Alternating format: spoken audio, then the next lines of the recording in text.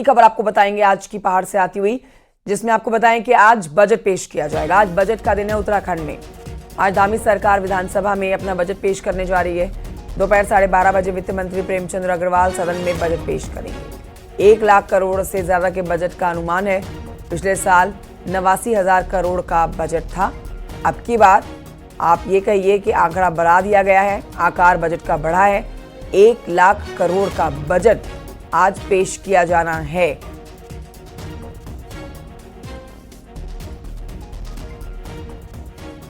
Budget सत्र का आज तीसरा दिन भी है और सदन में आज आर्थिक सर्वेक्षण पेश किया जाएगा।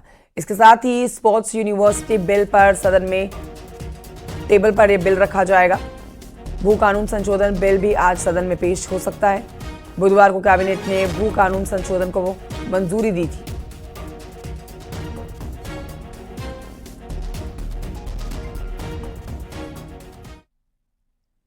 बजट सत्र के आज भी हंगामेदार रहने के पूरे आसार हैं। सदन के अंदर और बाहर हंगामा देखने को मिलेगा। कांग्रेस आज विधानसभा का घेराव भी करेगी। यूसीसी में लिव इन रिलेशनशिप के खिलाफ प्रदर्शन किया जाएगा कांग्रेस की तरफ से। दोपहर 12 बजे कांग्रेस का विधानसभा कूच का भी प्रोग्राम है। प्रदेश अध्यक्ष और कांग्रेस विधायक इसमें शामिल रहेंगे।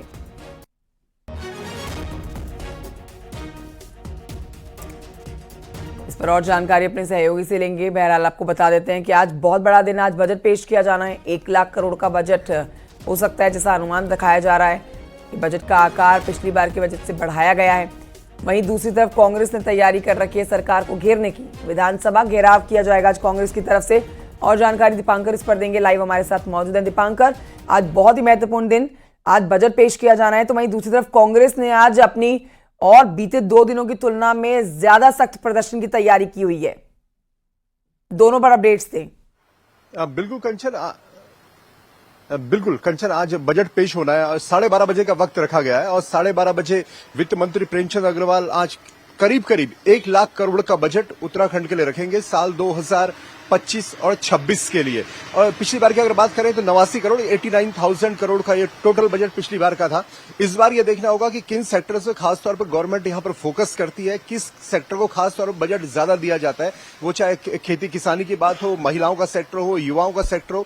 जहां तक बात है शिक्षा और स्वास्थ्य की, उसमें क्योंकि एक्सपेंडिचर है, खर्चा है, उस कोई आपको वापस इनकम नहीं होती, तो वहां पर कितना बजट इस बार गवर्नमेंट रखती है स्वास्थ्य और शिक्षा के लिए। क्योंकि 2 ऐसे सेक्टर हैं जिनको लेकर खासा ये रहा है उत्तराखंड में कि इनमें बहुत ज्यादा डेवलपमेंट की जरूरत है, लेकिन इसमें कहीं ना कहीं कमी आई है और दोनों का स्तर काफी गिरा है। जहां तक अब बात आएगी कि जीएसटी कलेक्शन, आर्थिक सर्वेक्षण की रिपोर्ट आएगी तो क्या जीएसटी कलेक्शन रहा, कितना उत्तराखंड की इनकम रही, उत्तराखंड में प्रति व्यक्ति आय क्या है। हालांकि इसके कुछ जो पॉइंट्स थे वो रखे थे यहां पर सेक्रेटरी ने, लेकिन आज खुद फाइनेंस मिनिस्टर इसे पेश करेंगे आर्थिक सर्वेक्षण की रिपोर्ट को कि क्या कुछ उत्तराखंड में अभी है, सकल घरेलू उत्पाद कितना उत्तराखंड का है, उत्तराखंड की पोजीशन किस तरीके की है, ये सब आज बजट में पेश होगा। इसके अलावा अगर बिल्स की बात करें तो जो स्पोर्ट्स यूनिवर्सिटी का बिल है जो हल्द्वानी में प्रस्तावित है, वो आज यहां पर बिल टेबल होगा। भू कानून संशोधन विधेयक को कल कैबिनेट ने मंजूरी दे दी है। आज हो सकता है कि उसे विधानसभा में टेबल किया जाए, क्योंकि भू कानून का वादा मुख्यमंत्री पुष्कर सिंह धामी ने किया था कि बजट सत्र में वो लेकर आएंगे, लेकिन अभी इसे डिस्क्लोज नहीं किया गया कि टेबल होगा या नहीं होगा, लेकिन उम्मीद की जा रही है कि आज यह टेबल होगा। जहां तक बात है कांग्रेस के प्रदर्शन की, पिछले 2 दिनों में कांग्रेस ने अलग अलग मुद्दों को लेकर सदन के अंदर हंगामा किया, चाहे स्मार्ट मीटर की बात रही हो और दूसरे और मुद्दे रहे हो, लेकिन आज कांग्रेस सड़क पर प्रदर्शन करने वाली है। खासतौर पर यूसीसी के अंतर्गत जो कानूनी मान्यता दी गई लिव इन रिलेशनशिप को, उसको लेकर कांग्रेस का यह आज सड़क पर प्रदर्शन है। लगभग 12 बजे का वक्त रखा गया है, जिसमें कांग्रेस प्रदेश अध्यक्ष करण मारा, महिला कांग्रेस प्रदेश अध्यक्ष ज्योति रौतेला और कांग्रेस के जो विधायक यहां पर हैं वो भी इसमें शामिल होंगे। तो कुल मिलाकर, और खास बात यह है कि आज मौसम बदला है देहरादून में, सुबह से बारिश है, तो इस बारिश के बीच में मौसम कहीं ना कहीं सर्द भी हुआ है, थोड़ा ठंड भी बढ़ी है। तो लेकिन अब देखते हैं कितना तापमान गर्माता है सदन के अंदर और सड़क पर। जी, बहुत शुक्रिया आपका दीपांकर भट्ट जानकारी के लिए। आप दोनों खबरों पर नजर बनाए रखिएगा। आगे बढ़ते अपने दर्शकों को बताते हैं कि मंगलवार को विधानसभा में हंगामा हुआ, तू मैं हुई, इस पर बुधवार को भी आपने सदन में ऐसा ही हंगामा छाया हुआ देखा। सत्ता पक्ष ने कांग्रेस विधायक से माफी की मांग की है, लेकिन कांग्रेस विधायक नहीं माने। फिर स्पीकर ने अपना फैसला सुनाया। आज भी हंगामे के आसार हैं, आप रिपोर्ट देखिए। माफी मांगो, माफी सदन नहीं चलाना चाहती है, माफी भी मांगो, माफी मांगो, आज मांगो। अरे दादागिरी नहीं चलेगी माने भर, बताइए मंत्री माफी मांगो। ये दृश्य है बुधवार की बजट सत्र की कार्यवाही का, जब सदन में असंसदीय व्यवहार की बात पर सत्ता पक्ष और विपक्ष आपस में भिड़ गए। सदन की कार्यवाही शुरू होते ही सत्ता पक्ष से विधायक रेणु बिष्ट, आशा नौटियाल ने सदन की गरिमा को लेकर कांग्रेस विधायक से माफी मांगने की मांग की, जिस पर हंगामा शुरू हो गया। विपक्ष की ओर से नेता प्रतिपक्ष ने मोर्चा संभाला तो सत्ता पक्ष की ओर से संसदीय कार्य मंत्री प्रेमचंद अग्रवाल ने, मुझे जहां तक ध्यान आता है कि शायद पहली बार इन्होंने अभिभाषण में अंदर जाके वैल में जाके विरोध किया। विरोध तक तो हमें समझ में आता है, लेकिन उसमें जिस प्रकार से अश्लील शब्दों का, गाली गलौज का इस्तेमाल एक माननीय विधायक के द्वारा किया गया और सभी को खराब लगा। करीब 15 मिनट तक प्रश्नकाल में सदन की कार्यवाही हो हल्ले के चलते बाधित रही। हालात ये हो गए कि स्पीकर को खड़े होकर दुहाई देनी पड़ी कि अब सदस्यों को अपनी सीट पर बैठ जाना चाहिए। इस पर स्पीकर ने विधानसभा की एथिक्स कमेटी को मामला रेफर कर दिया। अब कमेटी इस मामले की जांच करेगी। राजनीति इतनी भी आवश्यक नहीं है कि हम अपने व्यवहार और अपने आचरण का ध्यान न दें। राजनीति होनी चाहिए, लेकिन इस तरह से ना हो कि हम अपने व्यवहार को और अपने आचरण को, अपने शब्दों को सोच समझ के ना इस्तेमाल कर सकें। तो ये तो निंदा है, मैंने एथिक्स कमेटी को भेज दिया है। अब उस पर आगे देखते हैं क्या। उत्तराखंड विधानसभा में पहले भी कई बार ऐसे मौके आए जब सदन में संसदीय परंपरा का निर्वहन नहीं किया गया। 2023 में गैरसैंण में आयोजित एक सेशन में स्पीकर को विपक्ष के 15 विधायक एक दिन के लिए सस्पेंड करने पड़े थे। तब विधायकों पर नियमावली बुक फाड़ने, मेज पर चढ़ने जैसे आरोप लगे थे। न्यूज 18 के लिए सुनील नवप्रभात की रिपोर्ट।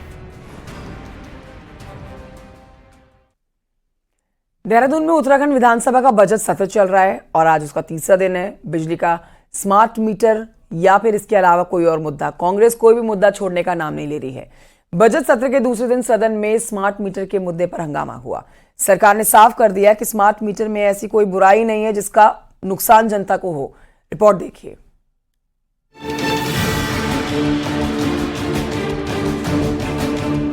स्मार्ट बिजली मीटर के विरोध में तख्तियों के साथ कांग्रेस विधायक सदन की गैलरी में बैठ गए, तो फिर काम रोककर सदन में स्मार्ट मीटर पर चर्चा की मांग की।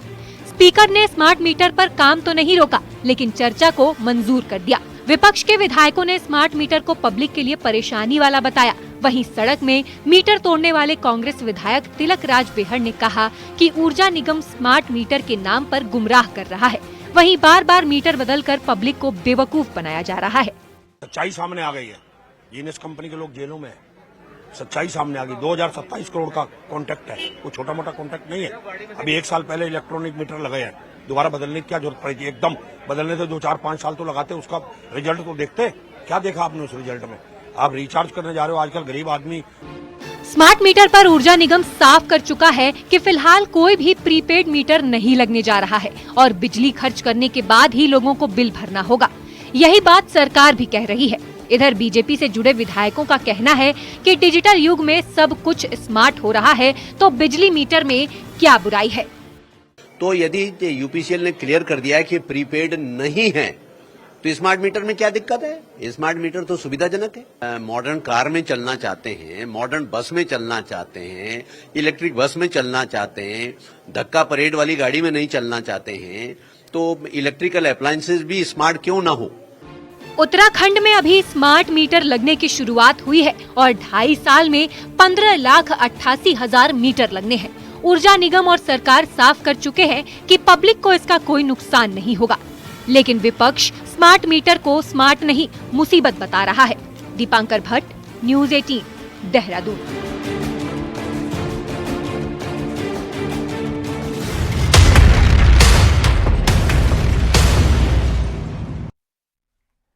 उत्तराखंड को फाइनली सख्त और नया भू कानून मिलने जा रहा है, जिसके बाद राज्य में बाहर के लोगों को अब उत्तराखंड में जमीन खरीदना आसान नहीं होगा। खासकर प्रदेश के 11 जिलों में कृषि और बागवानी के नाम पर जमीनों की खरीद फरोख्त पर पूरी तरह से रोक लग जाएगी अब, जबकि कई अन्य कड़े प्रावधान भी भू कानून में लाए गए हैं। रिपोर्ट देखें।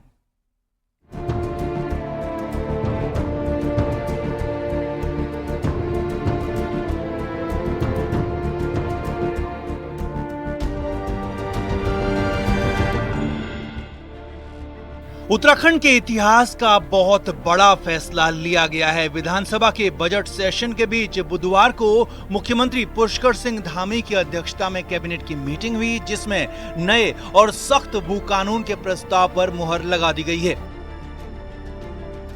गुरुवार को सरकार इस विधेयक को सदन में ला सकती है और सदन से हरी झंडी मिलते ही राज्य में नया भू कानून लागू हो जाएगा। नए भू कानून के मुताबिक हरिद्वार और उधम सिंह नगर जिलों को छोड़कर बाकी 11 जिलों में कृषि बागवानी के लिए बाहरी राज्यों के लोग जमीन नहीं खरीद पाएंगे। उद्योग समेत किसी विशेष प्रयोजन के लिए जमीन खरीदनी हो तो सरकार से मंजूरी लेनी होगी।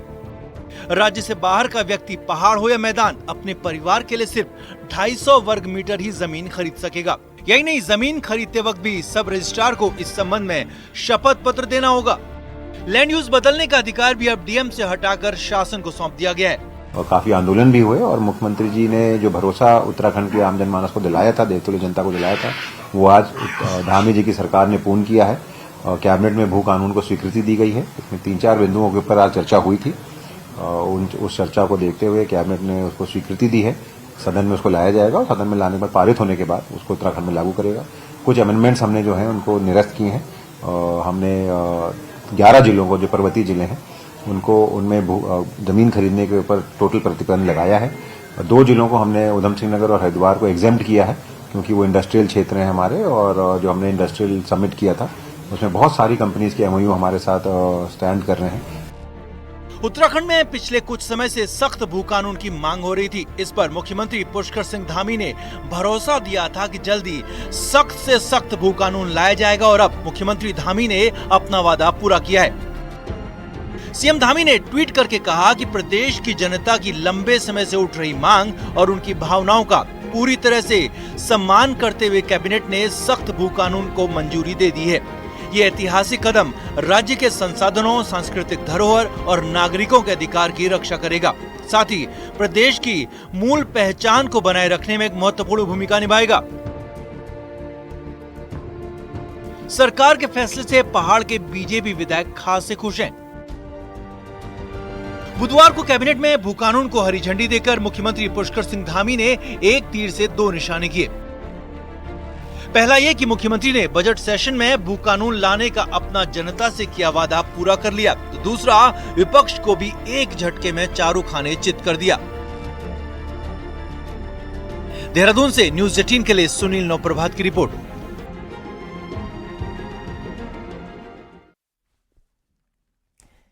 अब आपको बताएं आगे बढ़ते हुए कि नए भू कानून के मसौदे से कांग्रेस और बीएसपी को आपत्ति है। नेता प्रतिपक्ष यशपाल आर्य का कहना है कि भू कानून में 2002 से 2024 के बीच में हुए संशोधन पर सरकार श्वेत पत्र जारी करे। इससे साफ हो जाएगा कि इन संशोधन की आड़ में जमीनों की कितनी बंदरबाट हुई है। बीएसपी विधायक शहजाद का कहना है कि हरिद्वार में किसानों की 70% जमीनें बिक चुकी हैं। इसके बाद भी हरिद्वार में जमीनों की खरीद की छूट दे दी जा रही है। आज तक का जो 2002 से लेकर 2024 तक भू कानूनों में कितने परिवर्तन हुए हैं, भारतीय जनता पार्टी को श्वेत पत्र जारी करना चाहिए। लगातार जमीनों की खरीद फरोख्त हुई है। जिन उद्देश्यों के लिए जमीन दी गई उसका लैंड यूज चेंज कर दिया गया। हरिद्वार में 70% जमीन बिक चुकी है किसानों की। वही ले रहे हैं जो यहाँ देहरादून में ज्यादा पैसा कमाते हैं, सब उनके कब्जे हैं, वही जमीन खरीद रहे हैं। तो मैं कहता हूँ जिले का जिले में ही खरीद पाए, बाहर ना खरीद पाए, ना ही बागवानी के लिए ना खेती के लिए। और ये बढ़ते आगे आपको बताते हैं, देहरादून से खबर आ रही है जहां पूर्व सीएम हरीश रावत अभी भी हॉस्पिटल में एडमिट हैं। हरीश रावत को डॉक्टर्स ने डिस्चार्ज नहीं किया है। हरीश रावत को सांस लेने में दिक्कत आई थी, पांव में सूजन है, जिसके बाद अस्पताल में भर्ती कराए गए थे। बुधवार को हरीश रावत का कंप्लीट चेकअप हुआ है। बुधवार को हरीश रावत को अस्पताल में भर्ती कराया गया था, जहां वो अब भी भर्ती हैं। हालांकि इनकी बेटी ने कहा कि अब तबीयत ठीक है, जल्द ही घर जाएंगे, डिस्चार्ज किए जाएंगे। लेकिन बड़ा update, Harish Rawat complete checkup होने के बाद अब भी अस्पताल में भर्ती हैं। उधर हरिद्वार जिला अस्पताल में भर्ती पूर्व विधायक प्रवण सिंह चैंपियन किसी न किसी बहाने अस्पताल में जमे हुए हैं। शनिवार रात उन्हें लूज मोशन की शिकायत के बाद अस्पताल में भर्ती कराया गया था। इलाज के बाद सोमवार को डॉक्टरों ने उन्हें फिट बताया, हॉस्पिटल से डिस्चार्ज कर दिए गए। इसके बाद भी चैंपियन कभी और जांच कराने तो कभी इन्फेक्शन की बात कहकर अस्पताल के HDU वार्ड में जमे हुए हैं। उधर जेल प्रशासन ने भी चैंपियन के स्वास्थ्य पर जिला अस्पताल को पत्र लिखा है। 4 दिन बाद भी चैंपियन की तबीयत पर जिला प्रशासन और जेल प्रशासन कुछ भी साफ नहीं बोल पा रहा है। आज आपको बताएंगे CJM कोर्ट में चैंपियन की पेशी है। अगर उन्हें जमानत नहीं मिली तो उनकी रिमांड बढ़ाई जा सकती है। इस मामले पर और अपडेट लेते हैं पुलकित शुक्ला से। पुलकित शुक्ला, सबसे पहले आप ये बताइए कि अभी चैंपियन की तबीयत कैसी है, क्योंकि अभी भी वो जेल में गए नहीं है, वो अस्पताल में ही है। क्या कुछ डॉक्टर्स की तरफ से कहा जा रहा है? क्या इन्फेक्शन की जो बात वो कह रहे हैं, तबीयत और खराब होने की बात जो कह रहे हैं, उसमें डॉक्टर्स कह रहे हैं कि उनकी बात सही है? देखिए, शनिवार की रात में चैंपियन को अस्पताल में भर्ती कराया गया था। लूज मोशन की उन्होंने शिकायत बताई थी। उसके बाद में जिला अस्पताल में उनको भर्ती कराया गया। HDU जो वार्ड है यहाँ पर, उसमें उनको भर्ती किया गया। उनका इलाज चल रहा था और रविवार में उनकी हालत में काफी सुधार हुआ। सोमवार को अस्पताल की ओर से उनको डिस्चार्ज कर दिया गया और रेफरल डिस्चार्ज किया गया। इसका ये अर्थ होता है कि आप डिस्चार्ज कर सकते हैं, मतलब आपकी जो है तबीयत अभी पूरी तरह से ठीक है, जिस समस्या को लेकर आप यहाँ पर आए थे। और अगर आपको कोई फर्दर जांच करानी है, हायर सेंटर जाना चाहते हैं तो भी आप जा सकते हैं। दोनों ऑप्शन जो है चैंपियन को दिए गए थे, लेकिन चैंपियन हायर सेंटर भी नहीं गए और उसके अलावा उन्होंने डिस्चार्ज भी नहीं लिया। अस्पताल का बेड भी उन्होंने नहीं छोड़ा। उसके बाद में वो नई नई तरह की समस्याएं उन्होंने डॉक्टर्स को बताई, जैसे कि यूरिन में इन्फेक्शन है या अन्य कई जगह पर दर्द उन्होंने बताया, जिसका डॉक्टरों ने फिर से इलाज किया। कल की अगर स्थिति की बात करें तो कल भी डॉक्टरों की ओर से कहा गया कि वो पूरी तरह से फिट है। सर्जन की ओर से पूरी तरह से जो अपना रिकमेंडेशन दिया गया, जो रिपोर्ट दी गई, उसमें उनको ठीक बताया गया। हालांकि उनके कहने पर, उनके बार बार कहने पर फिजिशियन ने जरूर उनको रात में रखने के लिए कहा कि अगर पेशेंट कह रहा है कि उनको किसी तरह की यूरिन में इन्फेक्शन है तो उसको जरूर इलाज के लिए, उनको जरूर ऑब्जर्वेशन के लिए रखा जाएगा। लेकिन इसमें जो है बड़ा सवाल ये है कि अगर किसी भी तरह का, क्या लूज मोशन की शिकायत हो, चाहे वो इन्फेक्शन की शिकायत हो या वो किसी भी तरह की दर्द की शिकायत हो, क्या सभी को उसमें अस्पताल में भर्ती किया जाना जरूरी होता है? वो भी एक जेल के एक बंदी को, जिसकी सुरक्षा भी काफी संवेदनशीलता का ये मामला है, सुरक्षा का मामला भी। और अगर जितने भी लोग हैं सारे अस्पताल अगर पहुंचते हैं, क्या वो पेट के दर्द की शिकायत लेकर पहुंचते हैं, इन्फेक्शन की शिकायत लेकर पहुंचते हैं, तो क्या सभी को अस्पताल में बेड दिया जाता है? यहाँ पर जो बेड है वो भी एक HDU यूनिट है कि जो कि अस्पताल में, क्योंकि ICU नहीं है, एक छोटे ICU की तरह उसको इस्तेमाल किया जाता है। एक साधारण जो वो वार्ड है वो वार्ड नहीं है। तो कहीं ना कहीं जो अन्य जो मरीज है, अगर किसी को HDU की जरूरत होती है, मतलब ये चैंपियन की तरफ से जेल से बाहर रहने का एक तरीका है। बहुत शुक्रिया आपका जानकारी के लिए पुलकित। बढ़ रहे हैं आगे, अपने दर्शकों को बताते हैं कि उत्तराखंड में इन दिनों पुलिस और जिला प्रशासन के बीच में तनातनी साफ देखने को मिल रही है। मामला जिला प्रशासन से जुड़ी हुई मुखबिरी का बताया जा रहा है। सोर्सेज की माने तो इसमें खुद प्रशासनिक अधिकारियों के गनर शामिल हैं। क्या है ये पूरा मामला, देखिए हमारी ये स्पेशल रिपोर्ट।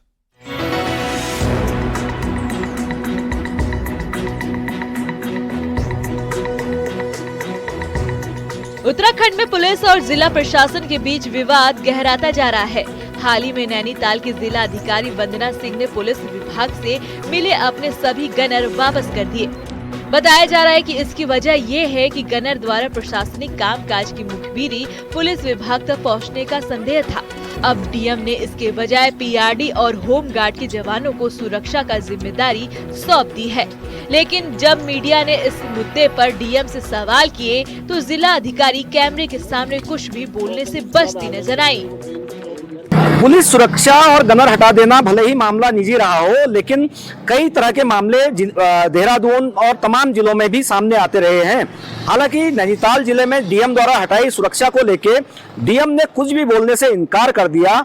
लेकिन सवाल इस बात का है कि क्या मुखबिरी का डर इन डीएमओ को तो नहीं है? इसी तरह का मामला देहरादून में भी देखने को मिला, जहां जिला प्रशासन रोमियो और सर्किल बार पर देर रात तक संचालक के चलते कार्रवाई की और 15 दिनों के बाद इन्हें सील कर दिया। लेकिन यहां कार्रवाई बिना पुलिस को बताए की गई, जिससे पुलिस विभाग नाराज हो गया। इसके अगले ही दिन पुलिस ने भी जवाबी कदम उठाते हुए जिला प्रशासन के अधिकारियों से उनके गनर वापस बुला लिए। सूत्रों के मुताबिक इस फैसले के पीछे बड़ी वजह यही है कि गनर प्रशासनिक अधिकारियों की गतिविधियों की जानकारी पुलिस को देते थे। वहीं प्रशासन की ओर से पीएम दौरे और विधानसभा सत्र के दौरान सुरक्षा बलों की कमी का भी मुद्दा बताया जा रहा है। इस तरह का कोई भी ऐसा कम्युनिकेशन या कोरेस्पॉन्डेंस नहीं हुआ है। और क्योंकि ये बात फैक्चुअल है कि अभी ऑनरेबल पीएम विजिट भी ऑन दी कार्ड्स है और हमारी असेंबली सेशन भी गतिमान है। सो फोर्स ड्यूटीज़ की डिमांड नेचुरली बढ़ जाती है। So that might be the reason कि जो फोर्सेस हैं वो सोर्स करनी पड़ती हैं, मोबिलाइज करनी पड़ती हैं। नैनीताल से देहरादून तक पुलिस और प्रशासन के बीच जारी यह विवाद सिर्फ सुरक्षा तक सीमित नहीं है, बल्कि एक बड़े आपसी विश्वास की ओर इशारा करता है। सवाल यह है कि क्या यह टकराव आगे भी जारी रहेगा या कोई समाधान सरकार निकाल पाएगी। नैनीताल से वीरेंद्र बिष्ट के साथ देहरादून से सत्येंद्र बर्तवाल की रिपोर्ट।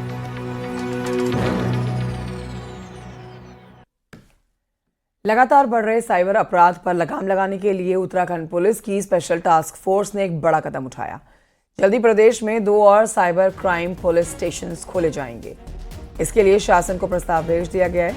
उत्तराखंड में साइबर अपराध के बढ़ते मामलों को देखते हुए प्रदेश में साइबर सुरक्षा को मजबूत किया जा रहा है। देहरादून और उधम सिंह नगर, जहां के रुद्रपुर में साइबर क्राइम पुलिस स्टेशन फिलहाल है, लेकिन जल्द ही हरिद्वार और नैनीताल में भी साइबर पुलिस स्टेशन खोले जाएंगे। इसके अलावा Dehradun, Rudrapur cyber crime police station में 25 अतिरिक्त पुलिस कर्मियों की नियुक्ति की जाएगी। के ऊपर के जो साइबर क्राइम के जो प्रकरण हैं उसकी investigation cyber crime police station द्वारा की जाती है। चूँकि विगत कुछ वर्षों से साइबर क्राइम बढ़ा है और अपराधों की तुलना में, तो इसलिए 2 नए थानों का प्रस्ताव जो है बनाकर भेजा गया है और निकट भविष्य में ये खुल जाएंगे। और